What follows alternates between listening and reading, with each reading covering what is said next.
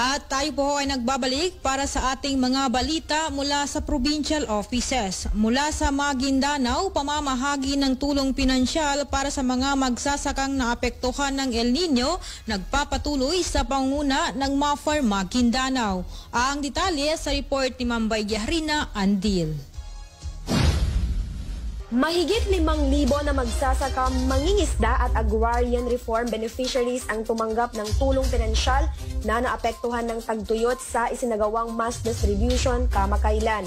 Ang nasabing tulong ay mula sa Ministry of Agriculture, Fisheries and Agrarian Reform.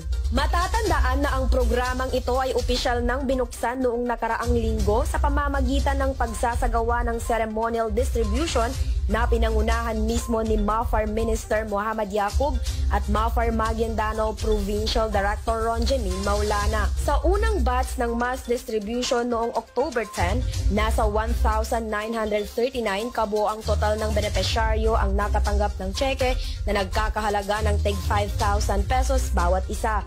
Sila ay nagmula sa Dato Montawal, Pagalungan, Mother Kabuntalan, Talitay, Cotabato City at Parang Municipality. Sa pangalawang batch noong October 11, nasa 2,421 ang nakatanggap na nagmula sa Municipality ng Paglat, Ampatuan, Dato Piang, Barira, Dato Salibo at UP. Samantala, sa pangatlong batch noong October 12, nasa 1,385 kabuang total ng benepisyaryo ang nakatanggap ng tseke na nagmula naman sa Dato Blasinsuat, Dato Abdullah Sangki at Raja Buayan. Ang Quick Response Fund ay isa sa makasaysayang programa ng BARMM sa pamamagitan ng MAFAR na tugunan ang pangangailangan ng mga nabanggit na sektor upang makamit ang layunin ng gobyerno na mapababa ang kahirapan sa rehiyon. Ang aktibidad ay ginanap sa Sharif Kabunsuan Cultural Complex, Bangsamoro Government Center sa lungsod ng Cotabato City sa aktibong pangangasiwa ng mga kawani ng MAFAR Maguindanao, MAFAR SGA and Cotabato City,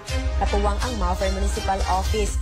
Nakatakda namang magpapatuloy ang aktibidad sa mga susunod na araw sa iba pang munisipalidad sa Maguindanao del Sur, Maguindanao del Norte at Special Geographic Area hanggang sa maabot ang mahigit 30,000 na benepisyaryo ng programang ito. Samantala, kaugnay sa programa ng gobyerno, nagbigay naman ng paalala ang tanggapan ng MAFAR na ang Quick Response Fund Cash Assistance mula sa MAFAR BARM na nagkakahalaga ng 5,000 pesos ay hindi binabawasan ng opisina o ang pamahalaan ng BARMM kahit piso. Ang tulong pinansyal mula sa gobyerno ay ibinibigay sa inyo ng buong buo upang maibsan ang epektong dulot ng El Nino sa inyong lugar. Kung may reklamo hinggil sa pagbabawas, maaaring magtawag o magpadala ng mensahe sa numerong 0926-541-6214 o di kaya'y magpaabot ng mensahe sa aming official Facebook page ang MAFAR Maguindanao. MAFAR Raming Ani at Kita, Serbisyong Bangsamoro mula sa probinsya ng Maguindanao, by Giahrina Andil nag-uulat.